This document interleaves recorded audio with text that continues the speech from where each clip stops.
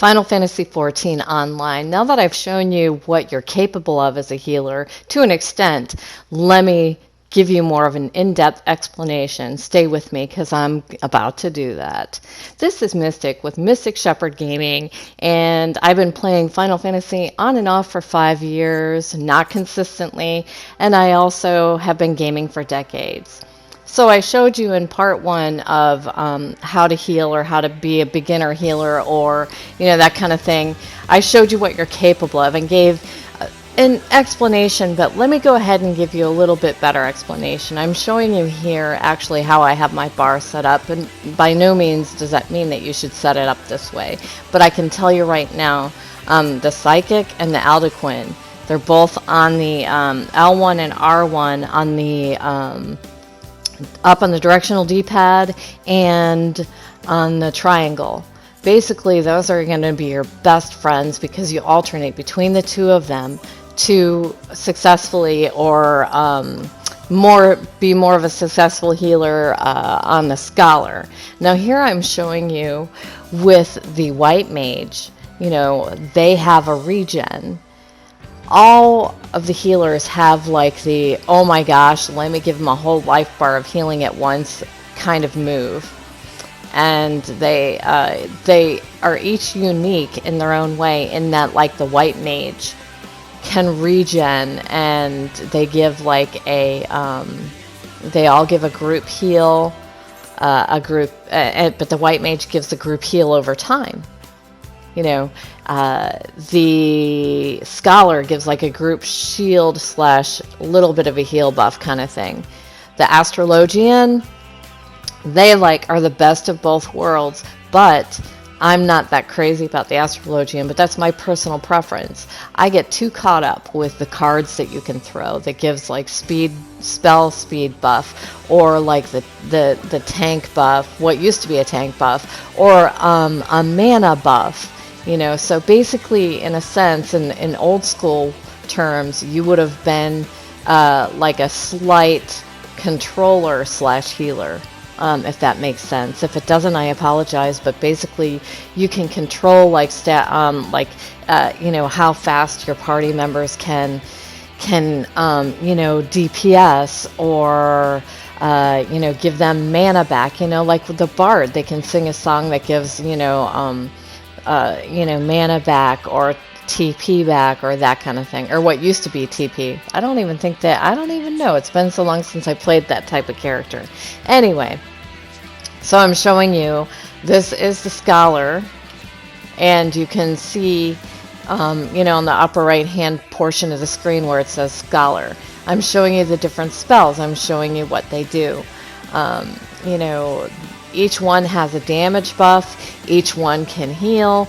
The Ether Flow, and I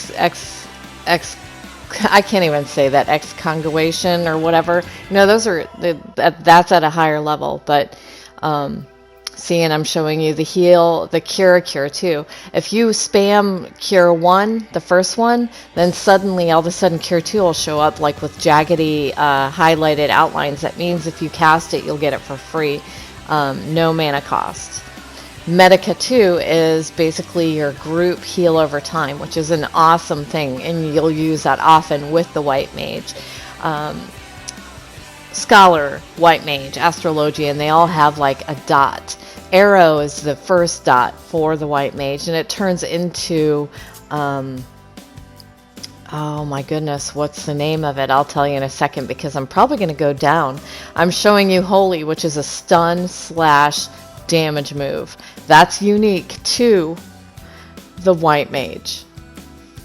And so you can see here also, a size is a group heal that does damage to everything around it. Benediction, I'm showing you, is the one move where you can regen on the White Mage, like one person full back to health. And then, of course, the regen over time, healing over time. So Dia is the name. If you look to the left of Glare, that's the one that Arrow turns into. Glare is actually what Stone was, all the way up until level 64, it's Stone, and then all of a sudden when you hit 80, it turns into Glare, which is actually pretty cool, I think. This is, you know, a heal, a group heal. And Temperance is actually pretty awesome. I don't know that I had remembered this move. There's not very many dungeons you can use it in at level 80, because that would be level 80 and 80 expert that you can use it in.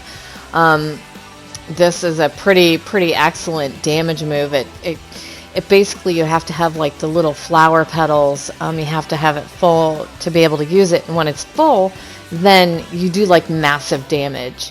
But it's not like you can do it over and over. You have to actually, you know, have a certain status effect on you to be able to do it.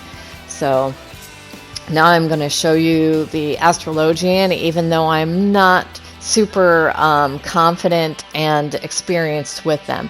Again, I get too caught up in these cards and other things, and I tend to let my group down when I run on the Astrologian. So I'm showing you the different heals. The cool thing is, like I was trying to say a few minutes ago, is the Astrologian is got the best of both worlds in that they can regen, they can shield, they can choose. See, the diurnal sect and the nocturnal sect are the how you choose. Depending on which one of those you put on yourself dictates whether things turn into shields or regens. So let's say you're running with a white mage. Well, then you would want to throw shields because the white mage is throwing regens, right? Makes sense. You're complementing each other. You don't need two people regenning, unless of course it's a horrible, like you're going to take massive damage, dungeon, raid, whatever, and you need both people doing regens. But there's going to be other circumstances where, you know, one shields, one regens. So then let's say you're running with a scholar. Their main things are shields and healing. So then of course you would want to regen and heal, and then throw your cards on either, in either direction. But my recommendation, I highly recommend, don't even mess with those cards until you have healing down. And you know, you'll find out what I mean by that. Just keep it in mind. You go more than welcome to go into a dungeon and throw the cards and try and heal and whatever when you're first starting out. And if you find that your group is you know, you're letting your tank down, you're letting your group down, or maybe you're not being, you know, as fast as you think you should be healing, then try and get the healing down, you know, and then do the cards. But try it out first, you know. I mean, for me, it was just a matter of, you know, maybe I was just too distracted.